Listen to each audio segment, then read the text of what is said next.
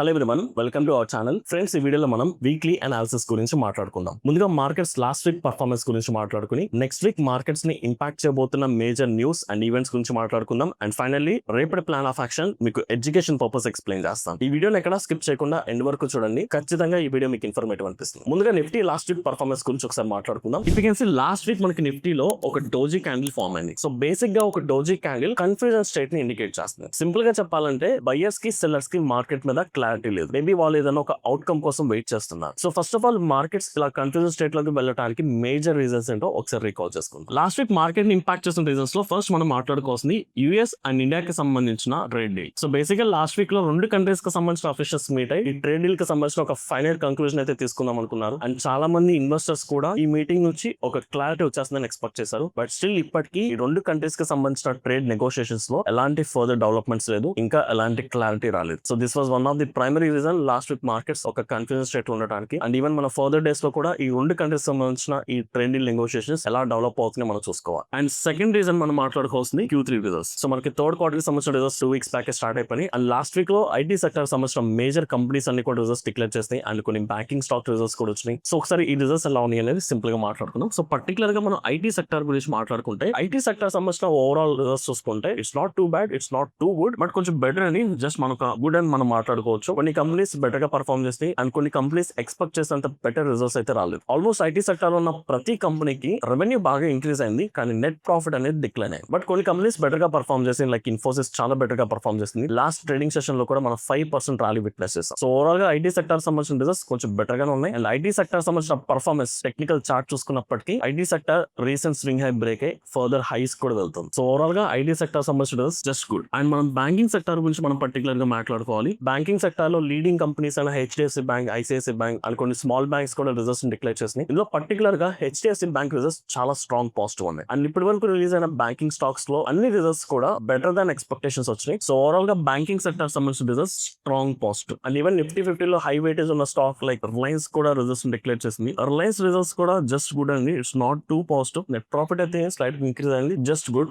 అంత strong positive results అయితే Reliance declare చేయలేదు. And apart from that mid cap and small cap సంబంధించిన కొన్ని కంపెనీస్ కూడా రిజల్ట్స్ వచ్చినాయి అండ్ వీటి results very disappointing. So overall గా లాస్ట్ వీక్ లో నిఫ్టీ 50 లో ఉన్న మేజర్ కంపెనీస్ కొన్ని మేజర్ కంపెనీస్ సంబంధించిన రిజల్ట్స్ వచ్చినాయి. Particular IT sector results good, banking sector strong positive and remaining sectors అంత బెటర్ గా పర్ఫార్మ్ చేయట్లేదు. అండ్ థర్డ్ థింగ్ మనం మాట్లాడుకోవాల్సింది ఎఫ్ఐఎస్ఎల్. సో ఆల్మోస్ట్ లాస్ట్ వీక్ లో మన ఇండియన్ మార్కెట్స్ నుంచి 14,000 crores వరకు ఎఫ్ఐఎస్ మన ఇండియన్ మార్కెట్స్ నుంచి సెల్ చేశారు. స్టిల్ ఇంకా జియో పొలిటికల్ ఇష్యూస్ రన్ అవుతున్నాయి. US Venezuela issue, US Iran issue and even US ఇండియాకి సంబంధించిన ట్రేడ్ డీల్ కూడా ఒక క్లారిటీ రాలేదు. ఇలాంటి జియో పొలిటికల్ ఇష్యూస్ వల్ల కూడా మనం మార్కెట్స్ లో ఒక కన్ఫ్యూజన్ స్టేట్ అయితే విట్నెస్ చేస్తాం. అండ్ వీటితో పాటు మనం లాస్ట్ వీక్ మనం మాట్లాడుకోవాల్సిన డేటా పాయింట్స్ లో ఇన్ఫ్లేషన్ డేటా గురించి మనం మాట్లాడుకోవాలండి. సో లాస్ట్ వీక్ లో బోత్ యుఎస్ అండ్ ఇండియాకి సంబంధించిన రెండు కంట్రీస్ సంబంధించిన ఇన్ఫ్లేషన్ కూడా రిలీజ్ అయింది. ఇందులో పర్టికులర్ గా ఇండియా గురించి మాట్లాడుకుంటే మన ఇండియాకి సంబంధించిన ఇన్ఫ్లేషన్ స్లైట్ గా ఇంక్రీజ్ అయింది. సో 0.7% నుంచి 1.3% వరకు ఇన్ఫ్లేషన్ కొంచెం ఇంక్రీజ్ అయింది. కాకపోతే ఇప్పుడు ఏదైతే 1.3% ఇన్ఫ్లేషన్ ఉందో ఇది మన ఆర్బీఐ సెట్ చేసుకున్న టార్గెట్ కంటే బిలో ఉంది. ఆర్బీఐ ఎప్పుడు కూడా మన ఇండియా ఇన్ఫ్లేషన్ ని లెస్ దాన్ 2% మెయింటైన్ చేయడానికి ట్రై చేస్తుంది. అండ్ 1.3% అనేది లెస్ దాన్ టార్గెట్ లో ఉంది కాబట్టి మనం పెద్దగా వరి అవ్వాల్సిన అయితే ఏమీ లేదు. విత్ ఇన్ ద లిమిట్స్ లో ఉంది కాబట్టి దీని ఇంపాక్ట్ అంత స్ట్రాంగ్ గా మార్కెట్స్ మీద అయితే ఉండవు. అండ్ యూఎస్ కి సంబంధించిన ఇన్ఫ్లేషన్ చూసుకుంటే this is stable and US inflation కూడా అంత స్ట్రాంగ్ ఏమి ఇంక్రీజ్ అవ్వదు. This is stable. So inflation గురించి మనం అంత పెద్దగా వరి అవ్వాల్సిన ఏమీ లేదు. సో నెక్స్ట్ వీక్ లో మనం ఏదైనా అబ్జర్వ్ చేసుకోవాలి అనుకుంటే ఓన్లీ క్వార్టర్లీ రిజల్ట్స్. ఎందుకంటే నెక్స్ట్ వీక్ లో కూడా మనకి మోర్ దాన్ 200+ కంపెనీస్ వాటి క్వార్టర్లీ రిజల్ట్స్ డిక్లేర్ చేస్తుంది. సో నెక్స్ట్ వీక్ లో కూడా మనం stock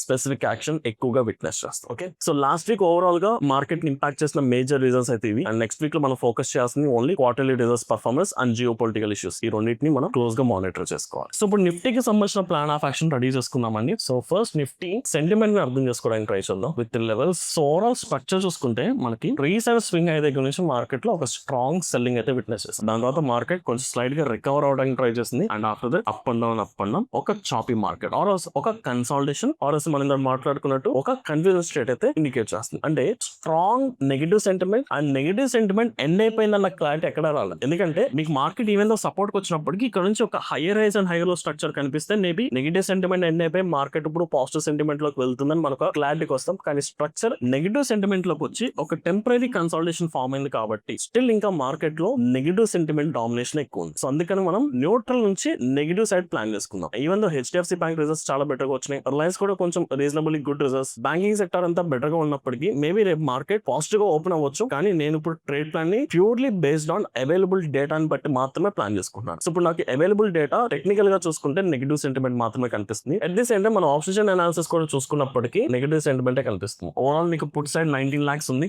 call side 29 lakhs, which is clearly indicating negative sentiment. మీరు పీసీఆర్ రేషియో చూసుకుంటే ఇక్కడ క్యాల్కులేట్ పీసీఆర్ రేషియో అండి 19.3 lakh డివైడెడ్ బై 29.7. సో మీకు పీసీఆర్ వాల్యూ 0.64 వస్తుంది, which is clearly negative. Less than 1 ఉందంటే market sentiment negative. And even Friday markets లో కూడా starting లో మార్కెట్స్ పాజిటివ్ గా రియాక్ట్ అయినప్పటికీ ఎండింగ్ మార్కెట్స్ నెగిటివ్ గానే క్లోజ్ అని కంప్లీట్ కాల్ సైడ్ మనం స్ట్రాంగ్ డామినేషన్ చూస్తున్నాం. మీకు ఇండివిజువల్ స్ట్రైక్స్ దగ్గర చూసుకుంటే మీకు overall Friday open interest or change in open interest చూడండి, strong open interest and change in open interest కూడా చాలా బిగ్ లెవెల్ ఉంది. వెరాజ్ మీరు పుట్ సైడ్ చూసుకుంటే open interest compare to call side తో చూసుకుంటే తక్కువ ఉంది and change in open interest కూడా చాలా తక్కువ ఉంది. సో సెంటిమెంట్ మొత్తం కూడా క్లియర్ గా నెగిటివ్ సెంటిమెంట్ ఉంది. సో అందుకని మనం ఇప్పుడున్న అవైలబుల్ డేటా బట్టి న్యూట్రల్ నుంచి నెగిటివ్ సైడ్ ప్లాన్ చేసుకుందాం. సో కొంచెం బెటర్ గా అర్థం చేసుకోవడానికి ట్రై చేద్దామండి ప్రైస్ యాక్షన్ ని. 15 minutes టైం ఫ్రేమ్ లోకి వెళ్దాం. ఒకసారి మేజర్ లెవెల్స్ ని ప్లాట్ చేసుకోవడానికి ట్రై చేద్దామండి. సో మీకు అబ్జర్వ్ చేసుకుంటే లాస్ట్ వీక్ మొత్తం కూడా మేజర్ యాక్టివిటీ 25,700 చుట్టూనే జరుగుతుంది. లైక్ 25,700 అప్ సైడ్ బ్రేక్ అవడం, మళ్ళీ కిందకి రావడం, మళ్ళీ అప్ సైడ్ వెళ్ళడం, మళ్ళీ కిందకి రావడం, మళ్ళీ అప్ సైడ్, మళ్ళీ కిందకి. సో చాలా చాపీగా కన్సాలిడేషన్ లో మూవ్ అవుతుంది. సో దట్స్ వై 25,700 ని మనం సపోర్ట్ కింద,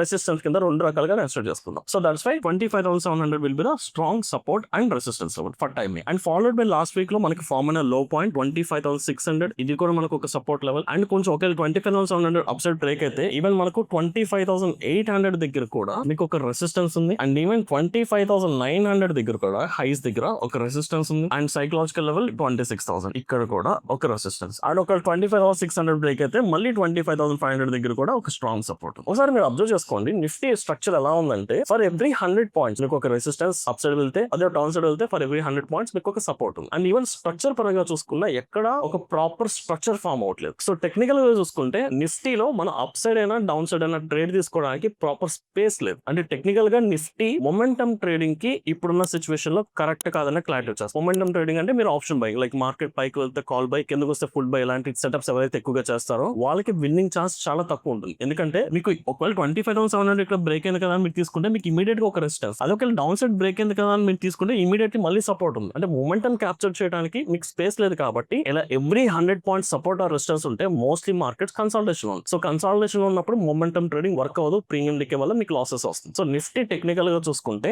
ఆప్షన్ బయింగ్ కి వర్క్. అలాగే రిజర్వ్స్ పరంగా చూసుకుంటే ఇప్పుడు ఐటీ సెక్టార్ ఏమో కొంచెం మీడియం లెవెల్ గా ఉంది, అంత స్ట్రాంగ్ పాజిటివ్ గా. బ్యాంకింగ్ సెక్టార్ వచ్చేసరికి చాలా స్ట్రాంగ్ పాజిటివ్ ఉంది. And remaining mid cap and small cap వచ్చేసరికి అవి నెగిటివ్ గా ఉన్నాయి. రిజర్వ్స్ పరంగా చూసుకుంటే ఒక సెక్టార్ బెటర్ గా పర్ఫార్మ్ చేస్తే ఇంకొక సెక్టార్ అంత బెటర్ గా పర్ఫార్మ్ చేయట్లేదు. ఇలాంటి సినారియోలో నిఫ్టీ నుంచి ఏం ఎక్స్పెక్ట్ చేస్తాం? Same consolidation, same shopping market expect చేస్తాం. అందుకని నేను పర్సనల్ గా నిఫ్టీలో option buying are momentum trading చేయట్లేదు అంటిల్ ఆర్ అన్లెస్ నాకు మేజర్ లెవెల్స్ వచ్చేసరికి ఇక్కడ ఏదైతే ఒక కన్ఫ్యూజన్ స్టేట్ ఉందో, లైక్ ఈ మేజర్ స్వింగ్స్ అండి, లైక్ 25,900 అండ్ 25,500, ఈ 400 పాయింట్స్ లో నిఫ్టీలో నేను ఆప్షన్ బయింగ్ అయితే చేయట్లేదు. కంప్లీట్ ఆప్షన్ బయింగ్ ఇగ్నోర్ చేస్తాను. బట్ మార్కెట్ ఈ జోన్ లో ఉన్నంత వరకు option selling better, because premium decay జరుగుతుంది. అదే కన్సాలిడేషన్ కంటిన్యూ అయితే మనం మంచి ప్రీమియం డికే తీసుకోవచ్చు. ఈవెన్ వీక్లీ ఎక్స్పైరీస్ అయినా మంత్లీ ఎక్స్పైరీస్ లో కూడా కొంచెం బెటర్ ప్రాఫిట్స్ తీసుకోవడానికి హై ఛాన్సెస్ ఉంటాయి. సో దట్స్ వై నిఫ్టీ ఈ రేంజ్ బ్రేక్ అయ్యేంత వరకు నేను ఆప్షన్ బయింగ్ చేయట్లేదు, ఓన్లీ ఆప్షన్ సెల్లింగ్ కి ప్లాన్ చేసుకుంటున్నాను. ఒకవేళ మనం ఆప్షన్ బయింగ్ ప్రిఫర్ చేసుకోవాలి అనుకుంటే it's better to go with bank Nifty. ఎందుకంటే నిఫ్టీలో మనం లాస్ట్ వీక్ ఒక డోజీ క్యాండిల్ ఫామ్ అయింది, బట్ బ్యాంక్ నిఫ్టీలో స్ట్రాంగ్ బుల్లిష్ క్యాండిల్ ఫామ్ అయింది. So bank Nifty compare to Nifty strong గాను మీరు అబ్జర్వ్ చేసుకుంటే వీక్లీ టైం ఫ్రేమ్ లో ఒక బుల్లిష్ క్యాండిల్ ఫామ్ అయింది. అండ్ ఈవెన్ బ్యాంక్ నిఫ్టీ కూడా రీసెంట్ లోస్ దగ్గర నుంచి స్ట్రాంగ్ రికవరీ వచ్చింది కాబట్టి, and even banking sector related stocks కూడా బెటర్ రిజల్ట్స్ డిక్లేర్ చేస్తుంది. సో దట్స్ వై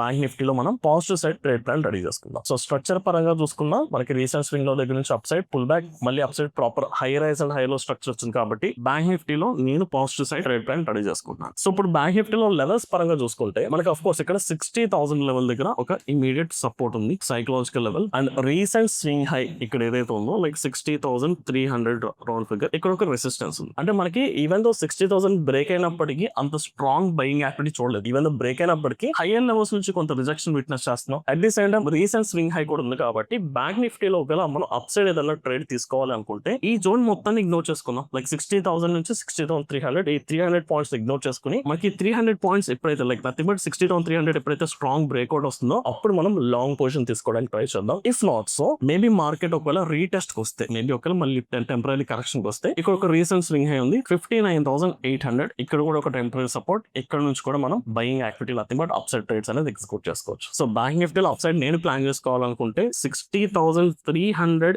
బ్రేక్అవుట్ బట్టి ప్లాన్ చేసుకుంటాను, లేదా రీటెస్ట్ జరిగినప్పుడు 59,800 లెవెల్ దగ్గర ups and nothing but buying opportunity కోసం ప్లాన్ చేసుకుంటాను. బికాస్ సెంటిమెంట్ నెగిటివ్ కాబట్టి ఈ 2 లెవెల్స్ దగ్గర బయింగ్ ఆపర్చునిటీ మనం ప్రిపేర్ కావచ్చు. అండ్ సెన్సెక్స్ కూడా ఒకసారి ప్లాన్ చేసుకుందాం. సో సెన్సెక్స్ కూడా ఆల్మోస్ట్ నిఫ్టీ లాగే ఒక కంటిన్యూస్ స్టేట్ లో ఉందండి. సో సెన్సెక్స్ లో కూడా అంటిల్ ఆల్మోస్ట్ ఈ జోన్ లైక్ మనకి 82,800 అండ్ 84,200. సో ఆల్మోస్ట్ ఇది కూడా ఒక 400 పాయింట్స్ రీజన్ ఉంది. ఈ రీజన్ లో ఉన్నంత వరకు ఆప్షన్ బయింగ్ మనం ప్రిఫర్ చేయలేదు సెన్సెక్స్ లో, అండ్ ఈ రీజన్ లో ఉన్నంత వరకు కూడా ఆప్షన్ సెల్లింగ్ ప్లాన్ చేసుకోవచ్చు, రైట్? సో ఓవరాల్ గా చూసుకుంటే ఎక్స్చేంజెస్ ఉన్న major index like Nifty 50 and Sensex, ఈ రెండు ఇండెక్సెస్ కూడా అంత స్ట్రాంగ్ గా పర్ఫార్మ్ చేయలేకపోవచ్చు. ఈ రెండు ఇండెక్సెస్ లో కూడా మనం కన్సాలిడేషన్ ఎక్స్పెక్ట్ చేస్తాం. బికాస్ కొన్ని సెక్టార్ బెటర్ గా పర్ఫార్మ్ చేస్తే కొన్ని సెక్టార్ అంత బెటర్ గా పర్ఫార్మ్ చేయట్లేదు క్వార్టర్లీ రిజల్ట్స్ పరంగా. అందుకని మనం సైడ్ వేస్ మార్కెట్ ఎక్స్పెక్ట్ చేస్తున్నాం కాబట్టి Nifty or Sensex is only for option selling for this week. And ఒకవేళ నేను డైరెక్షనల్ ట్రేడింగ్ ఆప్షన్ బయింగ్ చేసుకోవాలనుకుంటే నేను బ్యాంక్ నిఫ్టీని ప్రిఫర్ చేస్తున్నాను, రైట్? సో ఓవరాల్ గా this is my plan of action అండి. ఐ హోప్ ఈ వీడియో మీకు అర్థమైంది అనుకుంటున్నాను. ఇఫ్ ఇన్ కేస్ ఈ వీడియో కనుక మీకు ఇన్ఫర్మేటివ్ అనిపిస్తే ఈ వీడియోని లైక్ చేసి మీ జెన్యూన్ ఒపీనియన్స్ ని కమెంట్ సెక్షన్ లో మెన్షన్ చేయండి. Thank you.